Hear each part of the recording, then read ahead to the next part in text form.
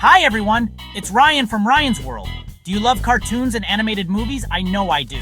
They're so much fun to watch. Animation is like magic. It makes pictures come to life. You can create anything you can imagine. Have you ever wanted to make your own animation video? Well, guess what? You totally can. It's easier than you think, and I'm here to show you how. Are you ready for an adventure?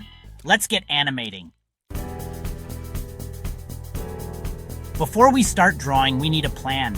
Every great animation starts with a great story. First, decide what you want your animation to be about. Will it be a funny story, an action-packed adventure, or something else? Next, think about the characters in your story. Who are they? What do they look like? What do they do? For example, let's say you want to make an animation about your pet cat. You could have your cat chase a toy mouse around the house, causing all sorts of silly chaos. Once you have your story and characters figured out, it's time to start drawing. Now comes the really fun part, making your drawings move. There are special computer programs called animation software that can help you do this. Don't worry, they're not as scary as they sound. These programs let you draw your characters and then move them little by little.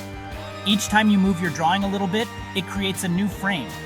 When you play all the frames together really fast, it looks like your drawings are moving.